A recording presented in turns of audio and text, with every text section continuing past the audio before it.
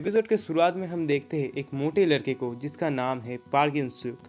School के bathroom में उसके कुछ स्कूलमेट्स उसके सारे पैसे छीन लेते हैं और उसे बहुत मारते भी हैं और उसे कुत्ते की तरह घुमाता भी है, लेकिन वो उन लोगों को कुछ भी नहीं बोल पाता। स्कूल में रोज दिन ही उसके साथ ऐसा ही कुछ होता है। स्कूल से आने के बाद वो घर पे आके लेटा हुआ था, तभी उसे बहुत भूख लगती है तो वो कुछ बनाने के लिए जाता है। खाना बनाते समय भी उसे स्कूल की ही बातें याद आ रहे थे। तभी घर में उसकी माँ आती है और उसके लिए खाना बना देती है। खाने पे अंडे को देखकर वो गुस्सा हो जाता है क्योंकि उसे लगता था कि अंडे खाने से ही वो मोटा हो रहा है। पार्क यानी पार्क इन स्यूक खुद को दूसरे स्कूल में भर्ती करवाने बोलता है, लेकिन पार्क का मॉम बोलता है हमारे पास उतने पैसे नहीं हैं बेटे। असल में उनका परिवार बहुत ही गरीब था और पार्क के बाबा के बारे में पूरे एनीमे में कुछ बोला ही नहीं गया, तो पार्क अपने मॉम से झगड़ा करके अपने रूम पे चला जाता है। अगले दिन स्कूल पे जाते ही उसके एक लड़की के साथ टक्कर हो जाती है। हालांकि वो लड़की ही फोन पे बात कर रही थी, लेकिन फिर भी पार्क को ही उससे माफी मांगना पड़ता है। पूरे स्कूल में पार्क का कोई भी इज्जत नहीं करता था। तभी अगले दिन का मारने वाला लड़का उसे फुटबॉल खेलने के लिए बुलाता है, लेकिन ये वाला फुटबॉल गेम थोड़ा सा अलग था। यहाँ पे सभी लोग पार्क को गोल पोस्ट बना के उसको एम करके ही फुटबॉल मार रहे थे। यहाँ पे पार्क का काम था सिर्फ और सिर्फ मार खाना, जो उसका रोज का काम होता है। अब अगले दिन का मारने वाला लड़का फुटबॉल पे किक करता है, लेकिन पार्क झुक जाता है, इस वजह से वो बॉल से बच जाता है। अब एक दूसरा लड़का आता है जो बॉल पे शॉट मारता है और एक पट्टा सा हेडशॉट लगता है पार्क के सिर पे। मारने वाला लड़का तो खुशी से झूम रहा था, इधर पार्क बेचारा लेटा हुआ था। लेकिन पहले दिन का मारने वाला लड़का यानी कि मोटा चिन वाला पार्क के पास जाता है और उससे पीट डालता है, क्योंकि पार्क उसके बॉल से झुका था। वो पार्क को और भी मार रहा था, लेकिन पूरे स्कूल में कोई भी नहीं होता जो पार्क के लिए कुछ कहता। लेकिन तभी कोई मोटे चिन वाले को चिल्ला के रुकने के लिए कहता है। ये और कोई नहीं बल्कि पार्क की मॉम थी, जो स्कूल को चेंज करने के लिए यहाँ पे बात करने के लिए आई थी। पार्क का मॉम उन बच्चों को डांट रहा था, लेकिन तभी पार्क ही अपने मॉम को ही डांट के चुप करवाता है। पार्क असल में शर्म के मारे ऐसा कर रहा था। इसके बाद वो स्कूल से देर करके घर पे लौटता है और वहाँ पे पहुँच के वो अपने माँ को घर पे बैठा हुआ देखता है। पार्क के माँ उसको बात करने के लिए बुलाता है और वो बोलती है कि तुम इस स्कूल को चेंज कर लो। ये सुन के पार्क बहुत ज़्यादा हैरान हो जाता है, लेकिन दूसरे स्कूल में जाने के लिए पार्क को अपने मॉम से अलग रहना पड़ेगा। इसीलिए पार्क के मॉम को भी घर का किराया देने के लिए डबल डबल मेहनत करने पड़ेंगे। तो अब पार्क अगले दिन सुबह ही निकल पड़ता है अपने नए घर पे।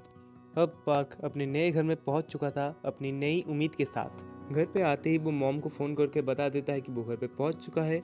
इसके बाद वो निकल पड़ता है नए शहर पे घूमने के लिए, और शहर पे घूमते घूमते भी उसके साथ एक लड़की की टक्कर हो जाती है। तो फिर आदत से मजबूर पार्क लड़की से माफ़ी मांगती है, लेकिन दूसरी तरफ से लड़की भी माफ़ी मांगती है क्योंकि वो भी फ़ोन में खोया हुआ था।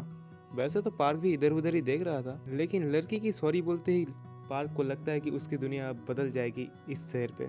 लेकिन हकीकत तो कुछ और ही था, क्योंकि तभी लड़के का एक दोस्त आता है जिसका नाम होता है ली जिन सॉन्ग। तो पार्क ली को अपना दांत दिखाता है, मगर ली को उसका दांत पसंद नहीं आता, इसीलिए उसका दांत ही तोड़ देता है। सॉरी लड़की को धक्का मारा था इसीलिए उसने मारा था। जब पार्क मार खा रहा था सभी लोग उसका वीडियो बना रहे थे रास्ते में। ली पार्क को बहुत जोर जोर से मारे जा रहा था, इसीलिए लड़की उसको छुड़ा के ले जाता है। मतलब शहर के आने के पहले दिन ही वो बहुत जोर से पीट चुका था। मतलब शहर तो बदल चुका था, घर तो बदल चुका था, लेकिन उसका किस्मत बिल्कुल भी नहीं बदला था। अब हम देखते हैं पार्क अपने घर पे बैठे बैठे अपने ही फ़ोन पे अपना मार खाने का वीडियो देख रहा था। मतलब उसके मार खाने का वीडियो सोशल मीडिया पे काफ़ी ज़्यादा वायरल हो चुका था। इससे भी बुरी बात तो ये थी कि कमेंट सेक्शन में भी कोई भी उसकी तरफ से कुछ भी नहीं बोल रहा था। सभी के कमेंट से सिर्फ एक ही मतलब निकल रहा था कि मोटे को मारा अच्छा ही किया। सच में यार, इसका किस्मत देख के तो मुझे रोना आ रहा है। उसके बाद वो वहीं पर रोते रोते सो जाता है। अब जब वो नींद से उठता है तब हमें दिखाया जाता है पूरे एनीमे का सबसे बड़ा ट्विस्ट। उसे अपने घर की सारी चीज़ें थोड़ी नीचे नीचे लग रही थी। वो बेसिन पे जब अपना मुंह धोने जाता है, वहाँ पे रखे मिरर पे देख के वो बहुत ही ज़्यादा चौंक जाता है, क्योंकि आईने के सामने उसका नहीं बल्कि किसी और का बॉडी था। जब वो घर पे इधर उधर देखता है तब वो खुद को ही सोया हुआ देखता है घर पे। वो खुद ही खुद को बुला रहा होता है। तभी पार्क जाग जाता है।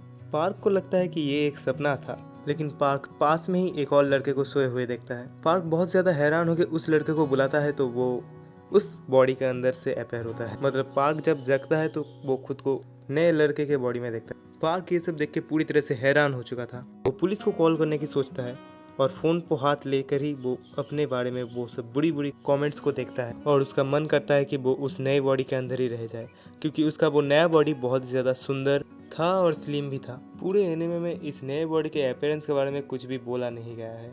जो भी हो, ऊपर वाले ने पार्क को एक नया शरीर दिया था जिससे वो एक नई जिंदगी जी सकता है।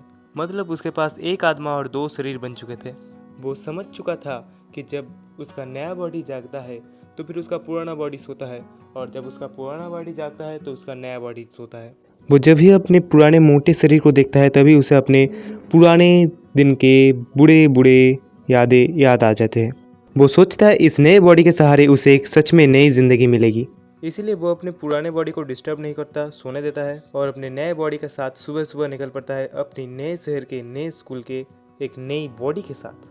नए स्कूल पे हम देखते एक लड़का बालों पे कलर करके स्कूल में अपना इम्प्रेशन बनाना चाहता था। स्कूल की कांच की खिड़की में वो अपने आप को देख रहा था, तभी पार्क चलते चलता है देता है उसको एक धक्का। मतलब इस बंदे में भाई सच में कुछ ना कुछ गड़बड़ है, जिससे देखो उसे ही धक्का मारे जा रहा है। वो लड़का पीछे मुड़ के पार्क के ऊपर चिल्लाने वाला होता है, लेकिन पार्क का नया चेहरा देख के उसका मुंह खुला का खुला रह जाता है। और इसी के साथ उस स्कूल के और कुछ गुंडा टाइप लड़कों को दिखाते हुए हमारे हीरो एंट्री मारता है अपने क्लासरूम में, जिसे देख के सारे लड़कियां एकदम से हक्के बक्के हो जाते हैं।